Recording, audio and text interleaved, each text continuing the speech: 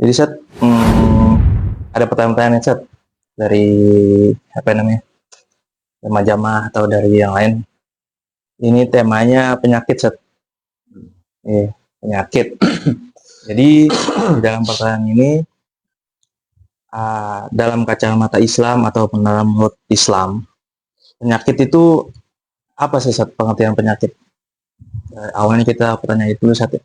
Iya. Alhamdulillah. Jadi penyakit itu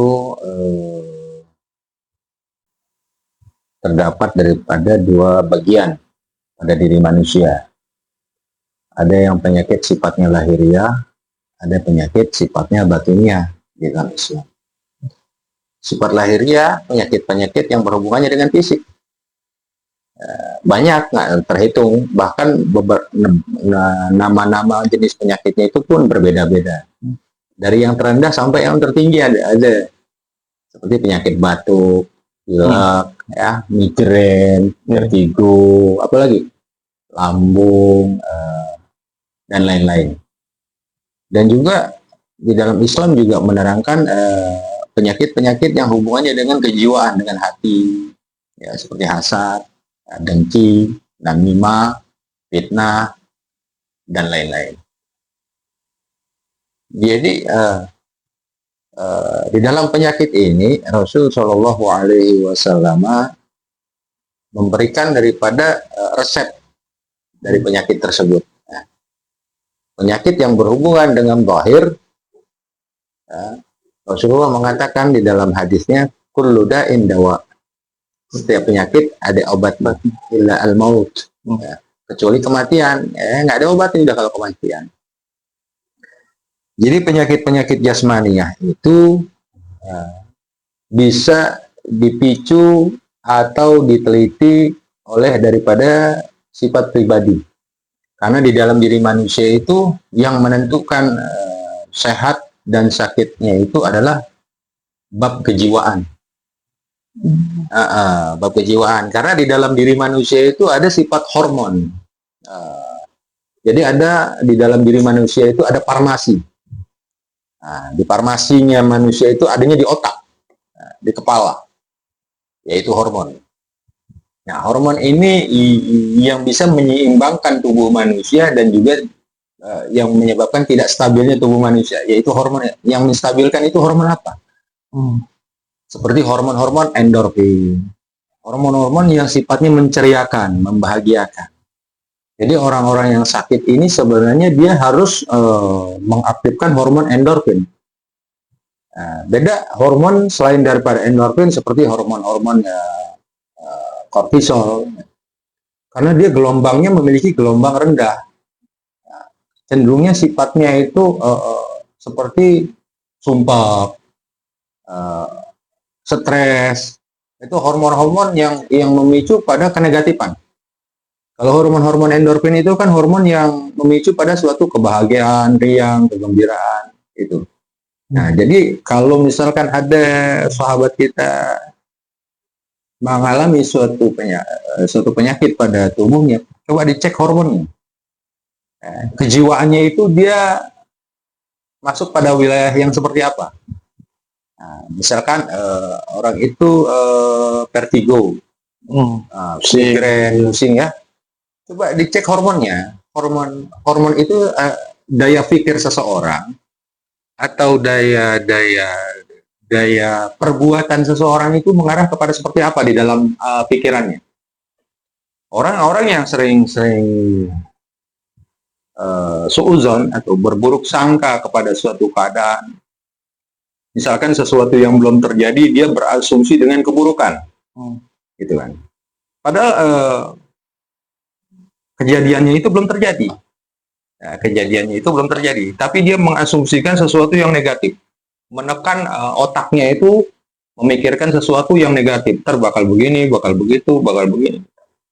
Itu cenderung pasti dia tidak stabil hormon itu, sehingga terjadilah penyakit migrain atau vertigo. Nah, itu sebenarnya kebocoran dalam sebuah jiwa yang mengindikasikan mengalirkan kepada tubuhnya. Orang kalau endorfinnya stabil, aktif, pasti wajahnya itu penuh dengan ceria, semangat, riang. Pasti dirasa oleh tubuh ini akan riang.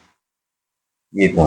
Jadi jiwa-jiwa itu ketika masuk pada wilayah-wilayah endorfin, wilayah-wilayah kebajikan, kepositifan, pasti sifatnya riang.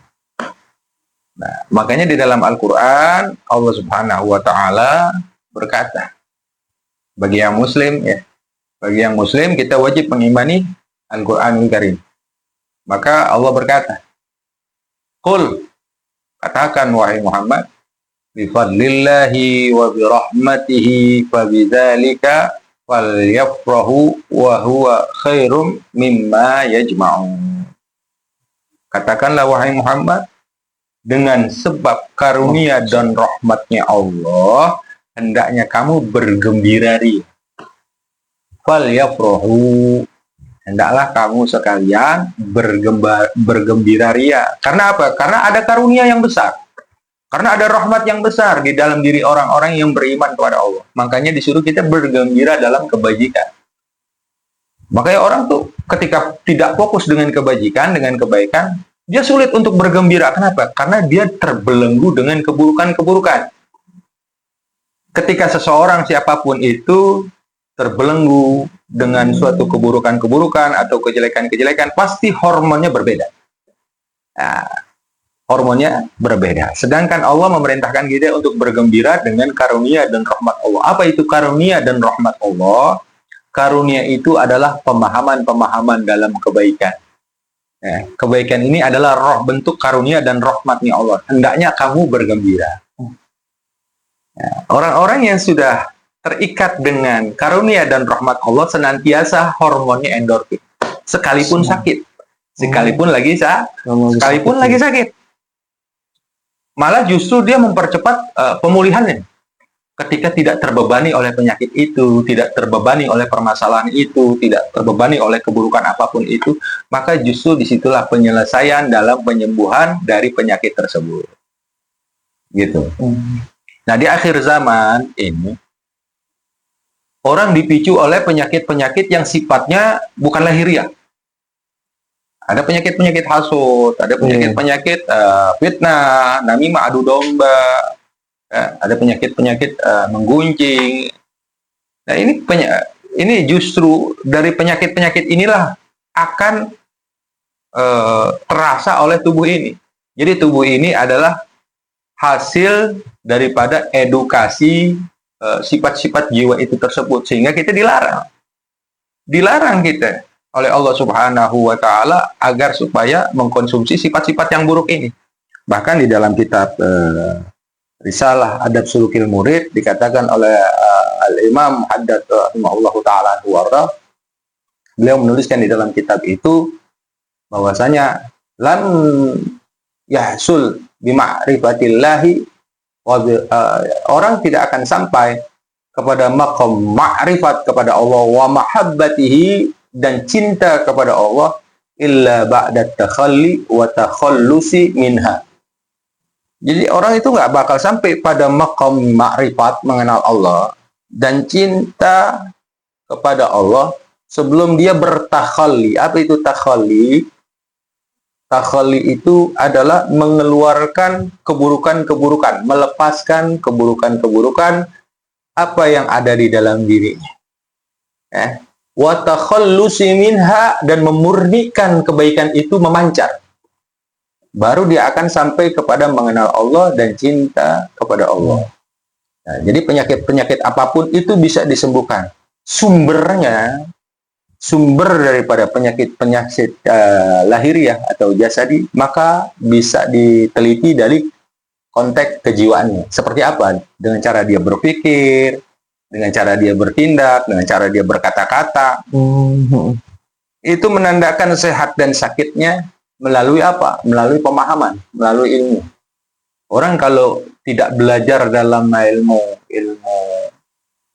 ilmu pengetahuan tentang Allah dan Rasulnya, dia tidak akan mengetahui di mana letak penyakit. Orang yang belajar pasti akan mengetahui itu. Nah, makanya dikatakan di dalam maqalah al-ulama bahwasanya ketenangan itu adalah obat dari penyakit. Kesabaran itu adalah separuhnya obat. Ketenangan adalah yang menyembuhkannya. Ketika orang sudah terikat dengan ketenangan dalam kebaikan, maka di situ penyembuhannya lebih cepat. Nah, banyak orang sakit tapi jiwanya tidak tenang. Apa yang dikatakan jiwa? Jiwa itu bisa ada di kepala, bisa ada di dada. Bahkan di dalam surah An-Nas, Allah Subhanahu wa Ta'ala memerintahkan kita untuk berlindung dari sifat-sifat jiwa yang was-was. Seperti dikatakan di dalam surah An-Nas ayat pertama, Qul a'udzu birabbin nas. Katakan, wahai Muhammad dan berserta umat-umatmu, a'udzu birabbin nas. Berlindung. Berlindung a'udzu birabbin nas, kepada pemiliknya manusia, Tuhannya manusia. Ayat ini yang pertama aja sudah memberikan penjabaran, menerangkan kita disuruh berlindung. Apa? Kok di dalam ayat ini kita disuruh berlindung? Ada apa sebenarnya? Lihat di ayat kedua, ketiga, keempat, dan seterusnya. Sampai akhir ayat ini. Qul a'udzu birabbin nas, malikin nasi, ilahin nas. 3 ayat ini. Dari apa ketika 3 ayat ini menerangkan kita untuk berlindung? Ternyata min syarril waswasil khannas, dari kejahatan atau dari keburukan yang ada pada diri manusia itu. Khannas, yang tidak terlihat, adanya di pikiran, nggak bisa dilihat. Was-was itu. Min syarril waswasil khannas alladzi waswisu fi sudurin nas. Kalau sudah di kepala, dia akan menjadi sudur. Dia akan turun di perasaan, di dada. Konteksnya kalau udah di dada, naik lagi ke kepala, turun naik. Nah, itu adalah keburukan, itu adalah kejahatan. Inilah bentuk penyakit yang sifatnya membahayakan. Kalau tidak membahayakan, Allah tidak akan perintahkan kita untuk berlindung. Nah, disinilah ada was-was, ada kebingungan, ada kekhawatiran, ada ketakutan. Nah, ini adalah keburukan. Orang bisa fitnah, itu disebabkan karena ada keburukan di dalam dirinya. Fitnah itu tidak akan terjadi kalau di dalam diri seseorang tidak ada keburukan.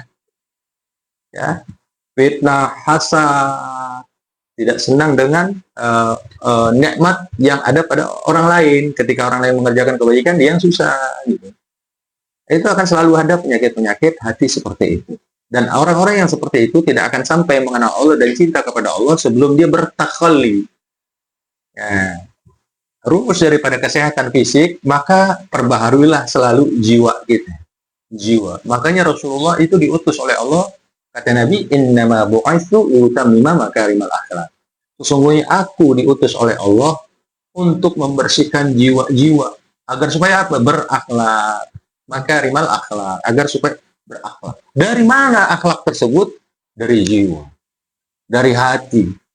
Sehingga terpancar oleh zahir kita, mengalir. Karena tubuh ini adalah aliran daripada jiwa. Maka ketika lihat orang ketika lagi stres, coba lihat.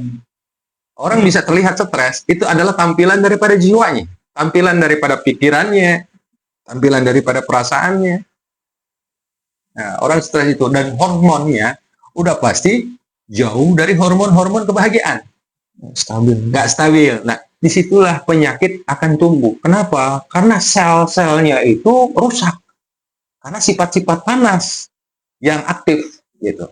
Sifat-sifat panas, sifat-sifat negatif yang aktif itu bisa membunuh daripada sel dan merusak daripada kinerja inti sel tersebut. Karena di dalam diri manusia itu dipicu oleh kekuatan yang namanya inti sel.